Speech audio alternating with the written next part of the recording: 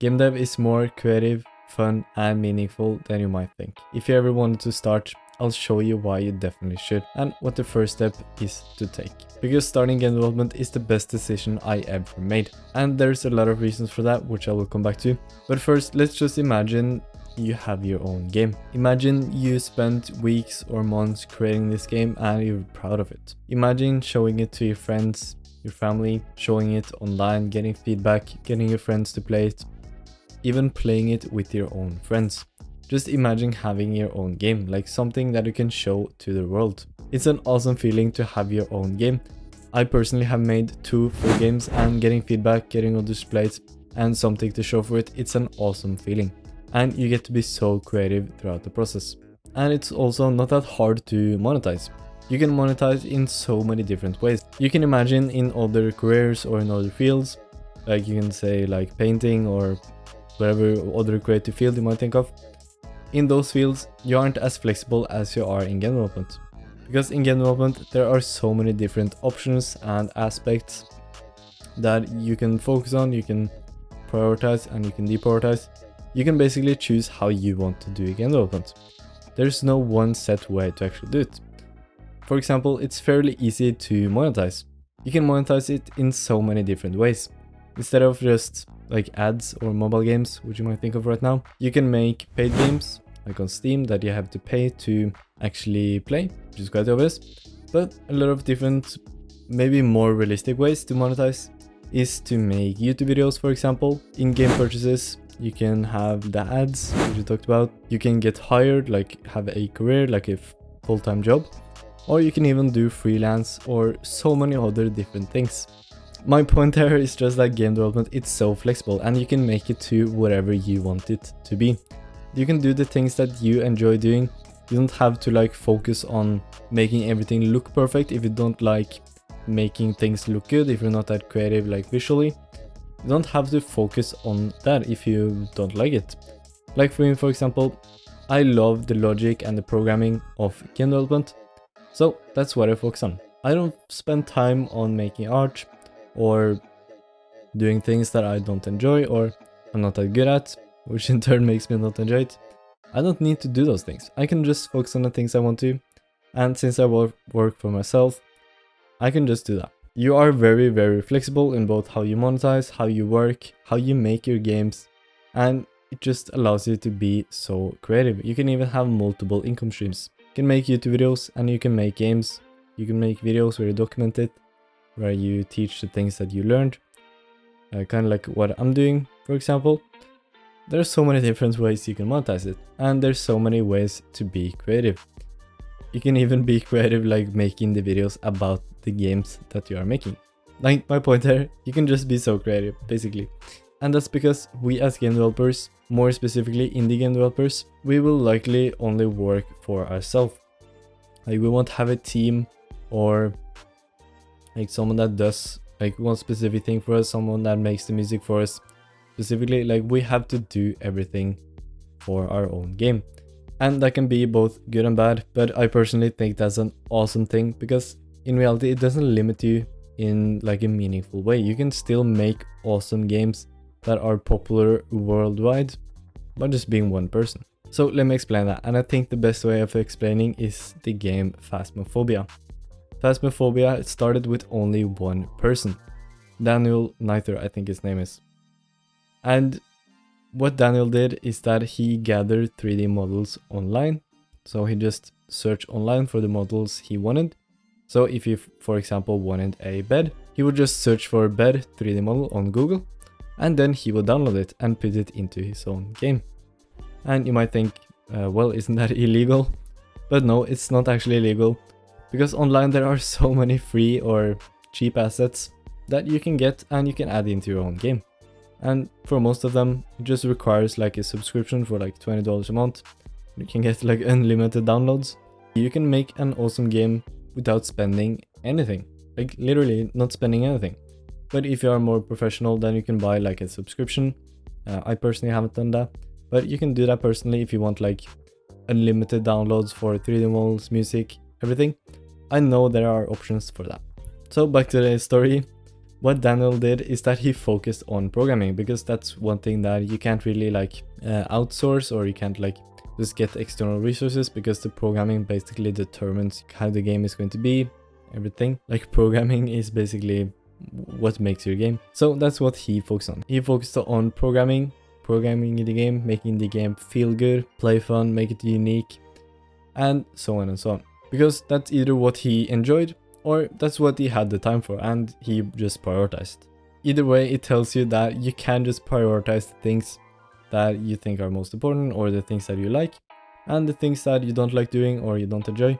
You can easily just download like the assets online if you don't like making music, which is like quite niche, and I don't think most game developers like making music, or they might like it but they're not good at it.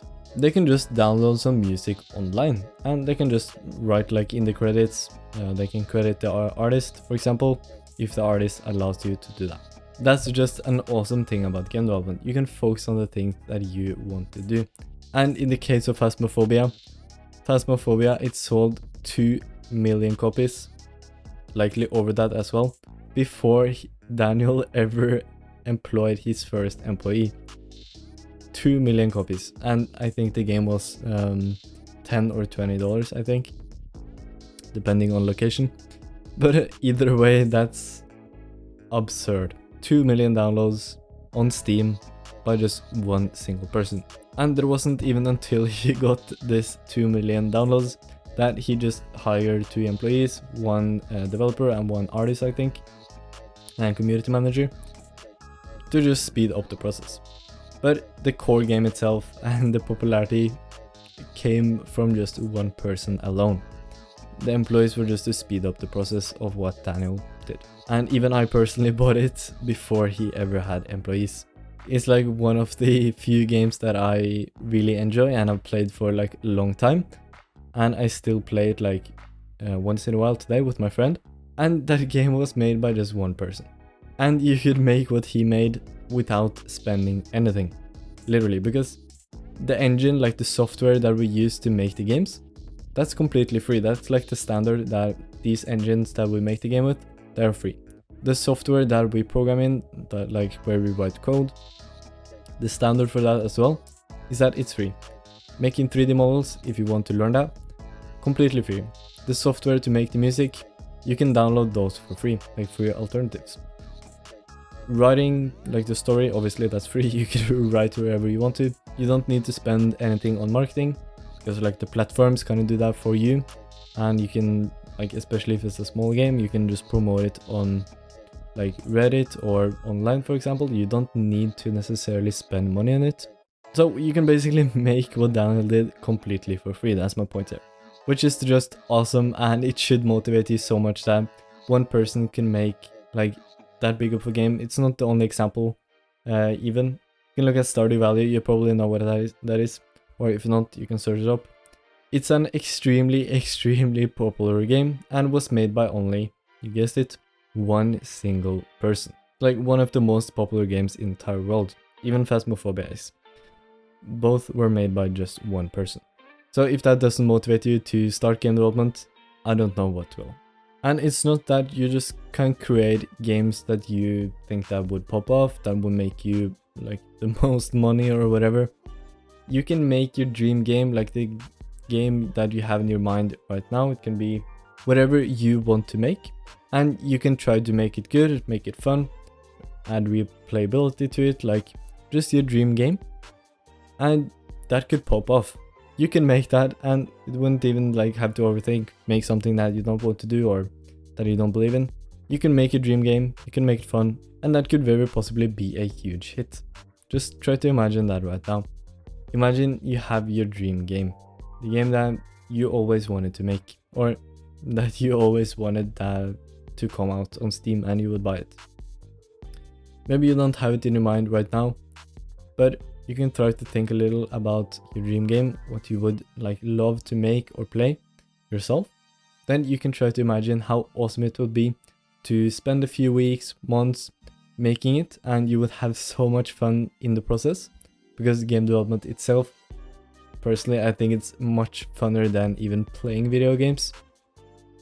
Since game development is so fun, you will enjoy the process so much, and after a few weeks or months, like I said, you would be able to release it to the world. And if you've done this for like a few years, then you could very possibly make a very good game that like the world will love, something that you can even sell for money. Imagine how awesome that would be. You would both enjoy the process of working, like there wouldn't be like, you wouldn't have like dread to go to work or start working on your game. You wouldn't have that. You would like have excitement and passion about what you're doing, and basically working would feel like playing a video game, if not funner. Like I think it would be like playing a video game, and in the end you would be able to release that product to the world, something that you would enjoy working on so much. You can make exactly what you want to make, you can have fun making it, and you can release it to the world, and you can even profit off of it. It's awesome. And if you don't like to put ads in your game, there's multiple ways to monetize it. As I said before, you can even make a YouTube video only for that specific game, where you like tell your journey about making the game, like you document the entire journey. That's what we call a devlog, like a development vlog, like you know, vlogging like in real life. You can have it on your CV, you can search for jobs, and you can do game development as a career for someone else in a company if you want to do that. Like there are so many different options there. You don't just need to put ads in your game. You can make it paid, in-app purchases, YouTube, you can have it a career, you can do so many different things. Don't think that you are limited with options in game development. You will be overwhelmed, and that's a problem. But I'm going to tell you the first steps to take. So the first step is to choose a game engine. And inside of Smart Indie, which is the first link in the description, I have a full game engine selection guide. If you want to like just get done with this very quickly, you can just click the first link in the description, go to the game engine selection guide, and I'll walk you through which game engine to choose. Just spend a few minutes searching online. Don't use more than like 10 minutes on this, but search online, try to research like the different game engines that are out there. Like basically there are 3 main ones: Unity, Unreal, and Godot. Try to search those 3 up and just find out which one fits the best for you. And I just recommend Unity. So if you are like a type of person that doesn't really care about like overthinking things, just choose Unity. You can make 2D games, you can make 3D games, you can make the games you want to do in Unity. But as I said, there are like some key differences between Unreal, Godot, and Unity. So I recommend you search it up. Don't overthink this. Don't use more than 10 minutes, seriously. Doesn't matter that much. And after we downloaded our game engine, you're going to download, like this is going to be one specific software. It's called Visual Studio 2022. That's if you are on Windows. If you are on a Mac, for example, or Linux, I think, then you should download something that's called Visual Studio Code. But on Windows, for most of you, I recommend you download Visual Studio 2022. You can use that with Godot even, I think, Unity especially, that's like the standard, and Unreal. You can use that for all 3, even though for Godot you don't really need it, but if you're going to choose Unity, download Visual Studio 2022. This is where we do our programming. Then after you have set those 2 up, which you can obviously search online for a YouTube video or a guide on how to set those up and connect them, like connect Unity to Visual Studio, for example, and download everything, set up your project. It's not that hard, but your first time it's probably going to be like a little wonky. But just watch a video on how to set it up or a guide. I also walk you through step by step how to connect that to your game engine, download everything inside of Smart Indie, by the way. So first link in the description. Then after you set everything up and everything is ready, like you have your software, you can even do it now if you want to, and pause the video. Then you're going to watch a introduction video to your game engine, and then you're quickly going to start experimenting with your own things. So what you want to do is just be as curious as possible. That's like one lesson that I wish I told myself when I got started in game development. It's not to just follow the videos you're watching endlessly, but to actually be curious. This is something that I apply to everything I learn.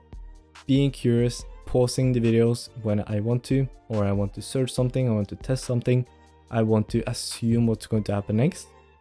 I pause the video, I actively take notes, research, experiment. just be extremely curious. What I say inside of Smart Indie is that if a tutorial takes you 2 hours, it shouldn't take you 2 hours. It should take you 4 hours, because you're going to spend so much time on experimenting, searching up things, posting the video, taking notes, all these things, because you want to implement active learning into just passively watching. That's how we learn. And as I said, inside of Smart Indie, I have a step-by-step guide on how to go from your specific skill level, which is right now, it's going to be complete beginners, to a game developer that has released their very first game. And you can do this transformation from complete beginner, where you are now, to a game developer and have your first released game in only 60 days, 2 months. This is a milestone that takes people years, but inside of Smart Indie, I give you the framework that you need to just release it in 60 days. Personal guarantee that I will make to you watching this specific video. This isn't a guarantee I make to anyone else, but if you watch, send me a message. I will personally guide you through the first steps of the process so that you can get started and start learning extremely quickly, which will just skyrocket your progress. It's going to be extremely high value for you, so if you want to start game development, Smart Indie is the right place for you. So click the first link in the description, and thank you for watching.